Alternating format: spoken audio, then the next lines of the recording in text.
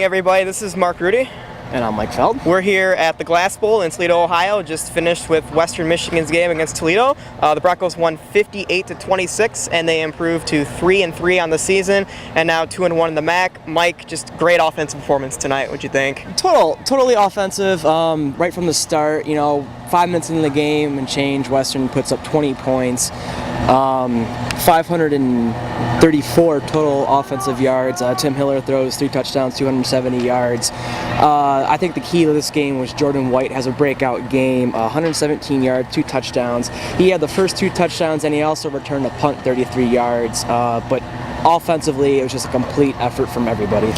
We talked about this too. The offensive line really had struggled throughout the season last week against Northern Illinois. They really struggled. The offense never clicked. They really played well tonight, allowed Tim Hiller to get comfortable. Yeah, Tim Hiller looked great out there. I mean, he had time. He had a chance to look for his receivers. Everything just looked great. There was pressure situations, but it wasn't really where Tim didn't have a chance to get out of it. There was a couple of chances where he was able to scramble out of the pocket, or he was able to make a play, or take off and run with the ball. It was great with the offensive line tonight.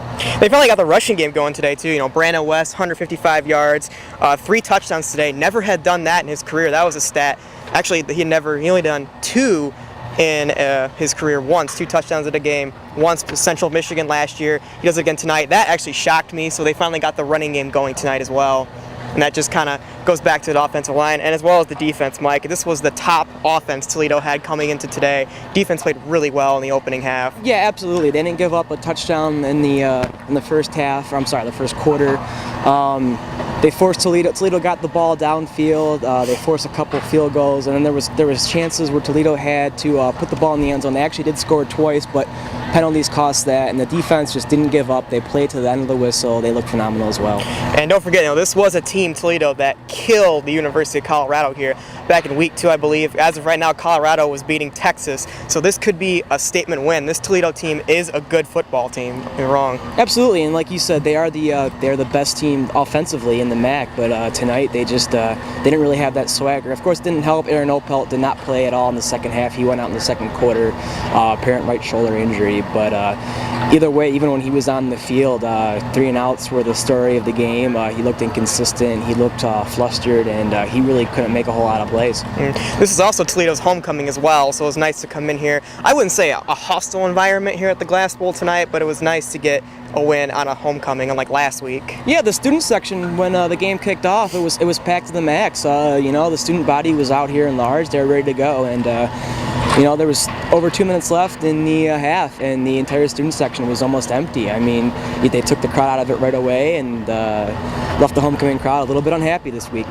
Just so they'll note, Tim Hiller has now his 87th career touchdown. That is now tied for 3rd with Tim Lester, former Bronco Tim Lester, on the all-time MAC career list. He's only 2 behind current Tampa Bay Buccaneer and Marshall quarterback Byron Leftwich, so possibly next week he could be number 2 on the list, possibly. He wasn't the only one making plays today, or setting records, I should say. Brennan West went over 3,000 yards. He's the 5th Bronco to ever do that, and on top of that, this is the most points a MAC team has ever put on Toledo before. Previously, I actually don't have that, but we know it's Kent State. Yeah, it was Kent State, and I do believe it was in the 50s, but it was not 58 points. So all in all, a very impressive win for a team that was not expected to come in here and win this football game. And of course, Western Michigan has struggled in this stadium before in years past, so very impressive win. Also, the most points that Western has scored this year, it was previously 48 against Miami of Ohio. So definitely great they could do that in the conference too, against a good football team in Toledo. Well, it's off back to home now for a 2-game home stretch, and it doesn't get any easier. Central Michigan comes into Kalamazoo next week. Thoughts on that? There's really not much that needs to be said.